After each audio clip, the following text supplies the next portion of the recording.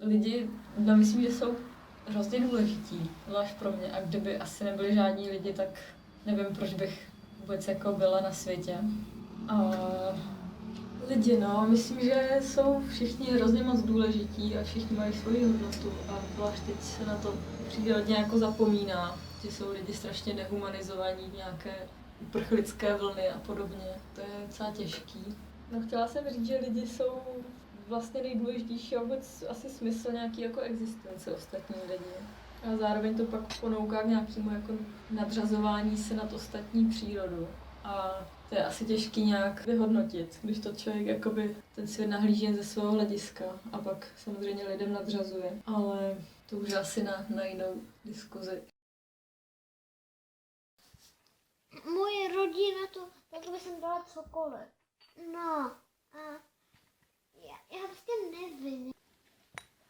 Že prostě, že kdyby jsem musela být v dětském domově, tak by jsem prostě nemohla, tak by jsem prostě moc nejedla. Že by jsem nebyla s rodinou. Protože nikoho jiného by jsem nebyla na světě, kdyby neexistovali. Podle mě lidi, to je taková složitá věc říct, co pro mě osobně jsou lidi, protože jde o nějaký společný vztah, který mají ty dva lidi mezi sebou nebo skupina. A nejde tak ani o můj vztah, jako o náš vztah. Takže lidi, to jsou hlavně vztahy. To je hrozně sobecká otázka, protože není důležitý vlastně pro mě, co pro mě jsou lidi, ale co já jsem pro lidi. Že pro mě je mnohem důležitější být nějak důležitý pro tu společnost, než aby já byl, ten pocit je pro mě důležitý, co přichází od té společnosti ke mně, a ne to, jak já se cítím vlastně o té společnosti. Že mě záleží, abych ji posouval nějakým směrem, ve který já věřím že je důležitý a že je správný, ale zároveň potřebuju, aby to bylo dobrý pro tu společnost a ne ani tak pro mě, že tahle otázka je pro mě, bych ji prostě rád bral z nějakého víc altruistického pohledu, než jenom z toho sobeckého, co pro mě jsou lidi, ale spíš co já jsem pro ty ostatní.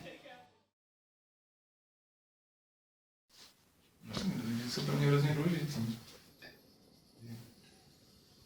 Já jsem jako hrozně sociální člověk a potřebuji hodně lidí kolem sebe. Mám pocit, že potřebuji lidi kolem sebe hodně, jako nějaký jako hodně častých interakcí s lidma, s různýma lidma. Mám hodně přátel.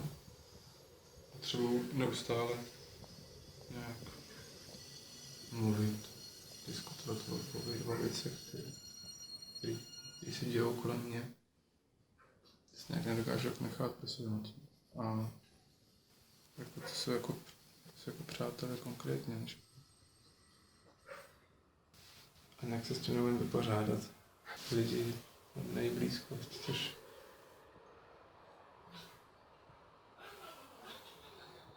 přesně ono, že jako mám jako spousta věcí, co bych potřeboval dělat. Ale potřebuji kolem sebe právě ty lidi.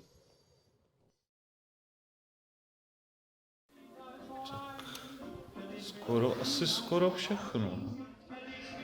Asi všechny jako pozitivní, negativní lidské vlastnosti. Jsou tvořivý, destruktivní, jiným lidem. Radost, bolest.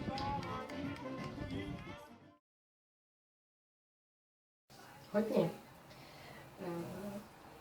Ale momentálně je to taková věc, kterou docela dost řeším a sama v sobě. A řeším, nakolik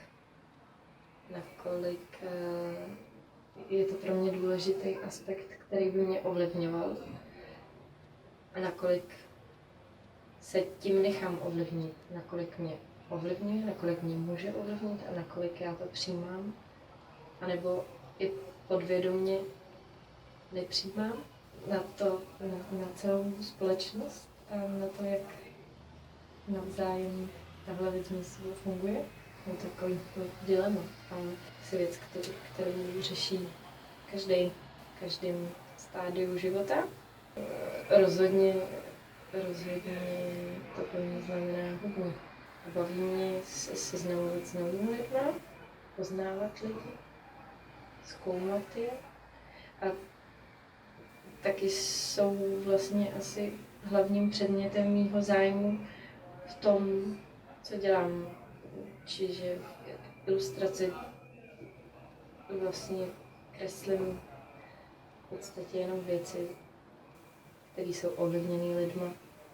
A to, jak na mě lidi působí a jak já působím na ně. Vyjádření kresbou mi i rozhodně pomáhá zjišťovat nějaké hranice.